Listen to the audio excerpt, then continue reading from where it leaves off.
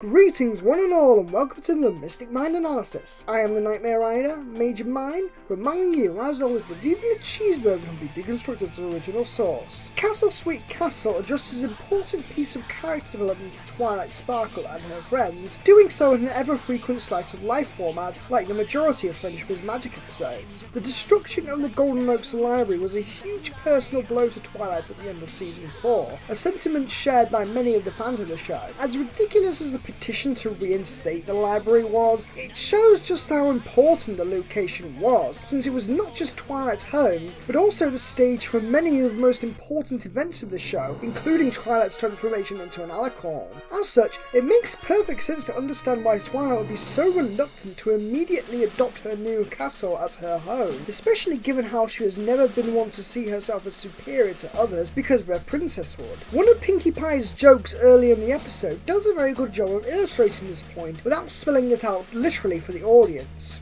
Why in Equestria would you want to avoid such a gorgeous castle? Yeah, this place has everything. Big, tall ceilings that make you feel tiny. Shiny new floors that are cold to the touch. And it even has long, empty hallways.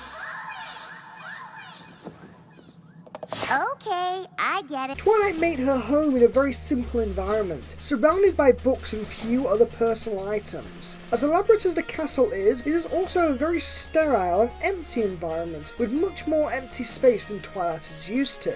Given Twilight's tendency to stress herself out in new situations, often intentionally hiding her feelings from her friends, it's easy to see why we should be dedicating so much time with the main five in order to avoid the castle. Given how Joanna Lewis and Christine Sonko are both new writers to the show, it's impressive just how much of the characterization they have managed to understand perfectly, while also giving the main six a new conflict over something they haven't had much to think about in the past. The humour is very standout quality in this episode, especially for Spike, whose attempts to keep Twilight from heading back to the castle until sundown are very well thought out, avoiding making him simply existing to be the butt of the jokes. The majority of Spike's humour is executed through his obvious overreactions and blatant attempts to keep Twilight busy, but the amount of times he does this is very well balanced, because eventually Twilight would start to realise something was going on. When Spike interacts with the primary cast, he shows just how his blunt honesty can actually relieve tension between the main five for a change, avoiding potential conflict due to them all being too initially polite to one another.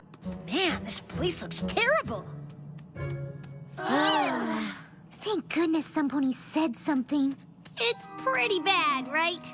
This place looks like a mishmash of knickknacks. It's nice to see his brutal and unfiltered honesty actually benefiting the plot for a change. Even the hilarious moment with bulk biceps during the B-plot is kept confined to a single moment rather than being escalated to excessively punishing levels. While I did think that Josh Haber did a fine job on the basic yet fun story with Castlemania, there were some concerns about Pinkie Pie being a little too ignorant about how her actions affected her friends. In this episode, however, Pinkie Pie is clearly shown to acknowledge when she acts without thinking, which she is especially prone to doing given how she and the main five are all tasked with adding their own personal touches to help Twilight feel more at home. While I was initially worried that the main five would be left ignorant about why what is special for their homes isn't necessarily the same for Twilight, I was pleasantly surprised by how quickly they realised that things were getting out of hand.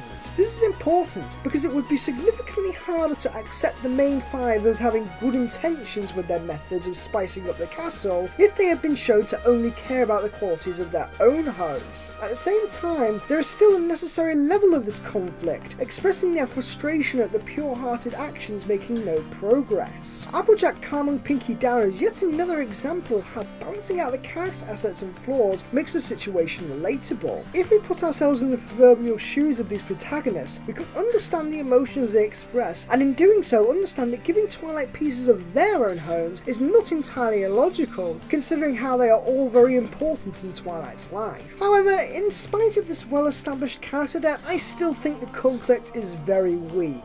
While I don't blame the new writers for keeping things simple when they're just introducing themselves to the show, with the conflict resolution being as obvious as it was, it leaves the episode struggling to keep the conflict going, padding out the runtime with excessive dialogue that only repeats what we already know. As such, when the conflict is resolved, there isn't much satisfaction as all the two writers have done is build a straw man for them to easily knock down. When the episode is focused on a single conflict with so little overall progression, it really makes the worries in the main five seem unreasonable, leaving us just waiting for them to realise exactly what we all knew from the beginning. If the main five had spent more time trying to find better proportions of their own qualities while also incorporating it with what Twilight already loves, potentially creating a clashing situation, it would have led to a much more interesting resolution. But as it stands, the mundane nature of the story makes what should be very important decisions feel very hollow and starts to make you wonder what was keeping the main five from remembering what Twilight's passions really are. Despite this very standard conflict, where the episode excels in most is the heart. The emotional expressions all convey that the main five understand that this is a very important issue for Twilight. The song of the episode has changed very slightly for its reprise, but it is enough to show the progression of Twilight's friends to overcome their differences and find something that is perfect for making the new castle fit for their princess. What makes Twilight feel at home isn't so much physical objects, but instead the memories and experiences that she has had with her friends since she moved to Ponyville. Since she is now the centerpiece of the Council of Friendship, it is exceptionally heartwarming to see a piece of her old library reflecting on just how strong their bond has become. This ending shines even more when we see how the main five spread out the small amounts of their items in different areas of the castle.